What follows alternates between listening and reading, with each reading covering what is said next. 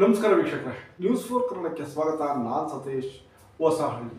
ಶ್ರೀರಾಮುಲು ಅವರಿಗೆ D K Shivakumar big offer ಕೊಟ್ರ. ಶ್ರೀರಾಮುಲು ಸೋತಿರ್ತಕ್ಕಂಥ ಕ್ಯಾಂಡಿಡೇಟ್, ಅವರೇನು MLA ಅಲ್ಲ, ಆದರೂ ಕೂಡ ಅಂತ ಒಂದು ಆಫರ್ನ ಕೊಟ್ಟು ಅವ್ರನ್ನ ಕಾಂಗ್ರೆಸ್ಗೆ ಕರ್ಕೊಂಡ್ಬರ್ತಕ್ಕಂಥ ಉದ್ದೇಶ ಏನು? ಯಾವ ಕಾರಣಕ್ಕೋಸ್ಕರ ಶ್ರೀರಾಮುಲು ಅವ್ರನ್ನ ಕಾಂಗ್ರೆಸ್ಗೆ ಕರ್ಕೊಂಡ್ಬರ್ಲಿಕ್ಕೆ ಡಿ ಕೆ ಶಿವಕುಮಾರ್ ಇಂಥ ಆಫರ್ ಕೊಡ್ತಾ ಇದ್ದಾರೆ? ಸಂಡೂರು ಉಪಚುನಾವಣೆಯ ಸೋಲಿಗೆ ಶ್ರೀರಾಮುಲೇ ಕಾರಣ ಅನ್ನೋ ಥರ ಯಾಕೆ ಬಿಂಬಿಸಲಾಯಿತು? ಇದು ಪೂರ್ವ ನಿಯೋಜಿತ ಕೃತ್ಯನ? ಮೊದಲೇ ಇದನ್ನ ಸ್ಕೆಚ್ ಮಾಡಿದ್ರ ವಿಜಯೇಂದ್ರ? ಹಾಗಾದ್ರೆ ರಾಮುಲು ಕಾಂಗ್ರೆಸ್ಗೆ ಹೋಗೋದ್ರಿಂದ ವಿಜಯೇಂದ್ರ ಮತ್ತೆ ರೆಡ್ಡಿಗೆ ಏನ್ ಲಾಭ? ಇವರೆಲ್ಲರೂ ಕೂಡ ಡಿ ಕೆ ಶಿವಕುಮಾರ್ ಜೊತೆ ಕೈ ಜೋಡಿಸಿದ್ದಾರ? ಎಲ್ಲವನ್ನ ನಾನು ನಿಮ್ಮ ಮುಂದೆ ಹೋಗ್ತೇನೆ ವೀಕ್ಷಕರೇ. ಅದಕ್ಕೂ ಮೊದಲು ನೀವು ನಮ್ಮ ಚಾನಲ್ನ ಸಬ್ಸ್ಕ್ರೈಬ್ ಮಾಡಿಲ್ಲ ಅಂದ್ರೆ ಈಗಲೇ ಮಾಡಿ, ಪಕ್ಕದಲ್ಲಿರ್ತಕ್ಕಂಥ ಬೆಲ್ ಬಟನ್ ಕ್ಲಿಕ್ ಮಾಡಿದ್ರೆ ಎಲ್ಲ ಅಪ್ಡೇಟ್ಸ್ ನಿಮ್ಮ ಮುಂದೆ ತಲುಪುತ್ತೆ. ಎಸ್ ವೀಕ್ಷಕರೇ, ಏನಂದ್ರೆ ನೋಡಿ, ಶ್ರೀರಾಮುಲು ಸ್ವಲ್ಪ ಸಾಮಾನ್ಯ ನಾಯಕ ಅಲ್ಲ, ಒಂದು ಸಮುದಾಯವನ್ನ ಪ್ರತಿನಿಧಿಸ್ತಕ್ಕಂಥ ನಾಯಕ. ವಾಲ್ಮೀಕಿ ಸಮುದಾಯ ಏನಿದೆ, ಈ ವಾಲ್ಮೀಕಿ ಸಮುದಾಯ ನನ್ನ ನಾಯಕ, ನಮ್ಮ ನಾಯಕ ಅಂತ ಏನಾದ್ರು ಒಪ್ಕೊಳ್ಳುತ್ತೆ ಅಂದ್ರೆ ಅದು ಶ್ರೀರಾಮುಲು ಅವ್ರನ್ನ. ಹೇಗೆ ಕುರುಬ ಸಮುದಾಯ ಸಿದ್ದರಾಮಯ್ಯವ್ರನ್ನ ನಮ್ಮ ನಾಯಕ ಅಂತ ಒಪ್ಕೊಳ್ಳುತ್ತೋ, ಅದೇ ಮಾದರಿಯಲ್ಲಿ ಶ್ರೀರಾಮುಲು ಅವ್ರನ್ನ ವಾಲ್ಮೀಕಿ ಸಮುದಾಯ ನಮ್ಮ ನಾಯಕ ಅಂತ ಒಪ್ಕೊಳ್ಳುತ್ತೆ. ಶ್ರೀರಾಮುಲು ಒಬ್ಬರೇ ಅಲ್ಲ ಆ ಸಮುದಾಯದ ನಾಯಕರು, ಜೊತೆಗೆ ಜಾರಕಿಹೊಳಿ ಕುಟುಂಬ ಕೂಡ ಅದೇ ಸಮುದಾಯಕ್ಕೆ ಸೇರಿದ್ದು. ಆದ್ರೆ ಸತೀಶ್ ಜಾರಕಿಹೊಳಿ ಅಂತ ನಾಯಕರಿದ್ರು ಕೂಡ ಶ್ರೀರಾಮುಲು ಆ ಸೋತರು ಕೂಡ ಅವರು ಯಾಕೆ ಆ ನಾಯಕ ಅಂತ ಒಪ್ಕೊತಾರೆ ಅಂತಂದ್ರೆ ಕಾರಣ ಇಷ್ಟೇ. ಸತೀಶ್ ಜಾರಕಿಹೊಳಿ ಯಾವತ್ತೂ ಕೂಡ ತಮ್ಮ ಸಮುದಾಯದ ನಾಯಕ ಅಂತ ಹೇಳ್ಕೊಳ್ಳಿಲ್ಲ, ಜೊತೆಗೆ ಅಷ್ಟೊಂದು ಪ್ರಚಾರವನ್ನು ಕೂಡ ಮಾಡ್ಕೊಳ್ಳಿಕ್ಕೆ ಹೋಗ್ಲಿಲ್ಲ. ಸತೀಶ್ ಜಾರಕಿಹೊಳಿ ಅಂದ್ರೆ ಬುದ್ಧ, ಬಸವ, ಅಂಬೇಡ್ಕರ್ ಇವರ ಎಲ್ಲ ತತ್ವವನ್ನು ಇಟ್ಕೊಂಡು ರಾಜಕಾರಣವನ್ನು ಮಾಡ್ತಕ್ಕಂಥವ್ರು. ಒಂದು ಸಮುದಾಯದ ಒಂದು ಜಾತಿಯ ನಾಯಕನಾಗ್ಲಿಕ್ಕೆ ಯಾವತ್ತೂ ಕೂಡ ಸತೀಶ್ ಜಾರಕಿಹೊಳಿ ಪ್ರಯತ್ನವನ್ನು ಪಟ್ಟಿಲ್ಲ. ಜೊತೆಗೆ ಸತೀಶ್ ಜಾರಕಿಹೊಳಿ ಅಂದಾಗ ಒಂದು ರೀತಿ ಸೈಲೆಂಟ್ ಕಿಲ್ಲರ್ ತರ, ಅವರು ಏನೇ ಕೆಲಸವನ್ನು ಮಾಡ್ತಾರೆ ಹೊರತು ಅದನ್ನ ಆದಷ್ಟು ಪ್ರಚಾರವನ್ನು ಪಡ್ಕೊಳ್ಳಿಕ್ಕೋ ಅಥವಾ ಸೌಂಡ್ ಮಾಡ್ಲಿಕ್ಕೋ ಹೆಚ್ಚು ಹೋಗ್ತಕ್ಕಂಥ ವ್ಯಕ್ತಿ ಅಲ್ಲ. ಆದ್ರೆ ಅದೇ ನೀವು ರಾಮುಲು ವಿಚಾರಕ್ಕೆ ಬಂದ್ರೆ ಒಂದು ರೀತಿ ಮಾಸ್ ಲೀಡರ್, ಹೆಚ್ಚು ಸೌಂಡ್ ಮಾಡ್ತಕ್ಕಂಥವ್ರು. ಒಂದು ಟೈಮಲ್ಲಂತೂ ವಾಲ್ಮೀಕಿ ಸಮುದಾಯದ ನಾಯಕ ನಾನೇ ಅನ್ನೋ ತರ ಅವ್ರು ಬಿಂಬಿಸ್ಕೊಂಡಿದ್ರು. ಸೊ ಹಾಗಾಗಿ ಅಲ್ಲಿಂದಲೂ ಅವರು ಏನು ಶ್ರೀರಾಮುಲು ಅವರು ನಮ್ಮ ಸಮುದಾಯದ ನಾಯಕ ಅಂತ ಅಲ್ಲಿ ಆ ಒಂದು ಸಮುದಾಯದ ಜನ, ವಾಲ್ಮೀಕಿ ಸಮುದಾಯದ ST ವಾಲ್ಮೀಕಿ ಸಮುದಾಯದ ಜನ ಅವ್ರನ್ನ ಒಪ್ಪುವಂತ ಸ್ಥಿತಿಗೆ ಬಂದು ನಿಂತಿದ್ದಾರೆ. ಸೊ ಹಾಗಾಗಿ ಅವರ ಅಗತ್ಯ ಈಗ ಕಾಂಗ್ರೆಸ್ ಏನಿದೆ ಅಂತ ಹೇಳೋದಾದ್ರೆ ನೋಡಿ, ಒಂದು ಈಗ ಡಿ ಕೆ ಶಿವಕುಮಾರ್ ಮುಖ್ಯಮಂತ್ರಿಯ ಹುದ್ದೆಗೆ ಬಂದು ನಿಂತಿದ್ದಾರೆ, ಹತ್ರಕ್ಕೆ ಬಂದಿದ್ದಾರೆ. ಇನ್ನೊಂದೇ ಒಂದು ಹೆಜ್ಜೆ, ಆ ಹೆಜ್ಜೆಯನ್ನ ಅಥವಾ ಒಂದು ದಾಪುಗಾಲನ್ನ ಇಟ್ಟರೆ ಅವರು ಮುಖ್ಯಮಂತ್ರಿಯ ಹುದ್ದೆಯನ್ನ ತಲುಪ್ತಾರೆ. ಆದ್ರೆ ಅದು ಕಡ್ಡಿ ಆಗಿರೋದು ಯಾರು? ಅದು ಕಡ್ಡಿ ಆಗಿರೋದು ಯಾರು ಅಂತಂದ್ರೆ ಅದು ಸತೀಶ್ ಜಾರಕಿಹೊಳಿ. ಅದಕ್ಕೆ ಅಡ್ಡಗಾಲಾಗಿ ಕೂತಿರೋರು ಸತೀಶ್ ಜಾರಕಿಹೊಳಿ ಅಂಡ್ ಟೀಮ್. ಇಲ್ಲಿ ಸತೀಶ್ ಜಾರಕಿಹೊಳಿ ಅವರನ್ನ ಮಣಿಸ್ಬೇಕು ಅಂದ್ರೆ ಅದೇ ಸಮುದಾಯದ ಮತ್ತೊಬ್ಬ ಪ್ರಭಾವಿ ನಾಯಕ ಬೇಕು. ಆದ್ರೆ ಡಿ ಕೆ ಶಿವಕುಮಾರ್ ಅವ್ರಿಗೆ ಕಾಂಗ್ರೆಸ್ ಅಲ್ಲಿ ಅಂತ ಯಾವ ನಾಯಕ ಕೂಡ ಕಾಣ್ತಾ ಇಲ್ಲ. ಆ ಕಾರಣದಿಂದ ಈಗ ಇವರು ಶ್ರೀರಾಮುಲುಗೆ ಗಾಳವನ್ನ ಹಾಕಿದ್ದಾರೆ ಅಂತ ಹೇಳಲಾಗ್ತಾ ಇದೆ. ಒಂದು ದೊಡ್ಡ ಆಫರ್ ಅನ್ನ ಕೊಡುವ ಮುಖಾಂತರ ಅವರನ್ನ ಪಾರ್ಟಿಗೆ ಕರ್ಕೊಂಡ್ಬರೋ ಕೆಲಸವನ್ನ ಮಾಡ್ತಿದ್ದಾರೆ ಅಂತ ಹೇಳಲಾಗ್ತಿದೆ ವೀಕ್ಷಕರೇ. ಸೊ ಇದು ನಿನ್ನೆ ಮೊನ್ನೆ ನಡೆದಿದ್ದಲ್ಲ, ಬದಲಾಗಿ ಏನಾಗಿದೆ ಅಂತಂದ್ರೆ ಇಲ್ಲಿ ಏನು ಜನಾರ್ದನ್ ರೆಡ್ಡಿ ಇದ್ದಾರಲ್ಲ, ಜನಾರ್ದನ್ ರೆಡ್ಡಿ ಇರ್ಬೋದು, ವಿಜಯೇಂದ್ರ ಇರ್ಬೋದು, ಇವರೆಲ್ಲರೂ ಕೂಡ ಡಿ ಕೆ ಶಿವಕುಮಾರ್ ಜೊತೆ ಆತ್ಮೀಯ ಸಂಬಂಧವನ್ನು ಹೊಂದಿದ್ದಾರೆ. ಈಗ ನೀವು ಈಗೊಂದು ವಾರ 15 ದಿವಸದ ಮೊದಲು ನೀವು ನೋಡ್ಬೋದಿತ್ತು, ಏನು ಜನಾರ್ದನ್ ರೆಡ್ಡಿ ಹೇಳ್ತಾರೆ ಡಿ ಕೆ ಶಿವಕುಮಾರ್ ರಾಜ್ಯದ ಮುಖ್ಯಮಂತ್ರಿ ಆಗ್ಬೇಕು, ಅವ್ರಿಗೆ ಅವಕಾಶ ಇದೆ, ಮಾಡ್ಕೊಡ್ಲಿ, ಸಿದ್ದರಾಮಯ್ಯ ಬಿಟ್ಕೊಡ್ಬೇಕು ಅವರಿಗೆ.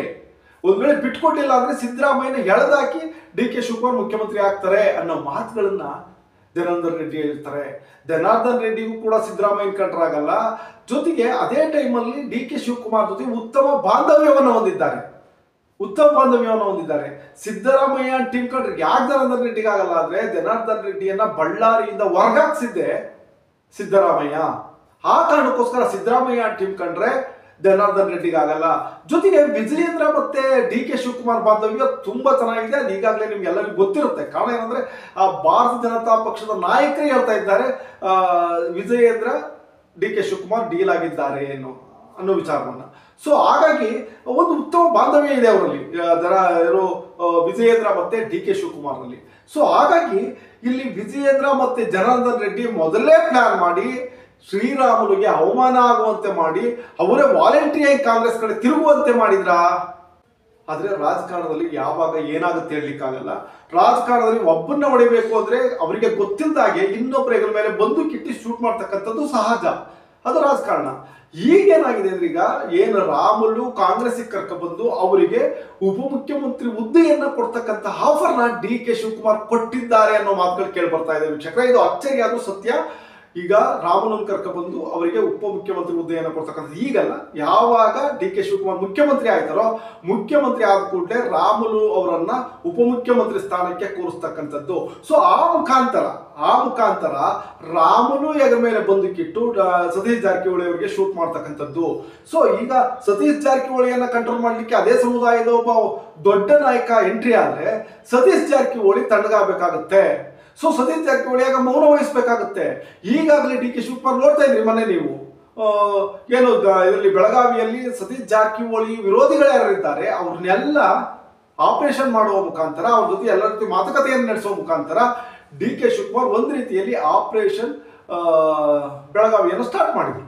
ಅಲ್ಲಿ ಯಾರೆಲ್ಲ ಅವರ ವಿರೋಧಿಗಳಿದ್ದಾರೋ ಅವ್ರ ಮನೆಗೆ ಹೋಗಿ ಅವ್ರನ್ನ ಭೇಟಿಯಾಗಿ ಅವ್ರು ಬಿಜೆಪಿಯವರು ಇರ್ಬೋದು, ಕಾಂಗ್ರೆಸ್ನವ್ರು ಇರ್ಬೋದು, ಯಾರ್ಯಾರು ಜಾರಕಿಹೊಳಿ ಕುಟುಂಬವನ್ನು ವಿರೋಧಿಸ್ತಾರೋ ಅವ್ರನ್ನೆಲ್ಲ ಒಂದು ರೌಂಡ್ ಭೇಟಿಯಾಗಿ ಬಂದಿದ್ದಾರೆ.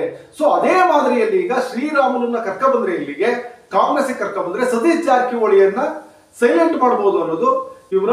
ಆ ಕಾರಣಕ್ಕೋಸ್ಕರ ಈಗ ಶ್ರೀರಾಮುಲುಗೆ ಉಪಮುಖ್ಯಮಂತ್ರಿ ಆಫರ್ನ ಕೊಡ್ತಾ ಇದ್ದಾರೆ. ಬಟ್ ಶ್ರೀರಾಮುಲು ಅಷ್ಟು ಬೇಗ ಆಫರ್ನ ಒಪ್ಕೊಳ್ತಾರ? ಕಾರಣ ಏನಂದ್ರೆ ಗೊತ್ತು. ಈಗ ಆಲ್ರೆಡಿ ಸೌದಿ ಬಂದಿದ್ದಾರೆ, ಸೌದಿಯನ್ನ ಏನ್ ಮಾಡಿದ್ದಾರೆ, ಕೊನೆ ಪಕ್ಷ ಒಂದು ಮಂತ್ರಿ ಪದವಿಯನ್ನು ಕೊಡಲಿಲ್ಲ, ಜಸ್ಟ್ MLA ಮಾಡಿಬಿಟ್ರೆ ಮತ್ತೊಂದೇನು ಕೊಟ್ಟಿಲ್ಲ ಇವರು ಸೌದಿಗೆ.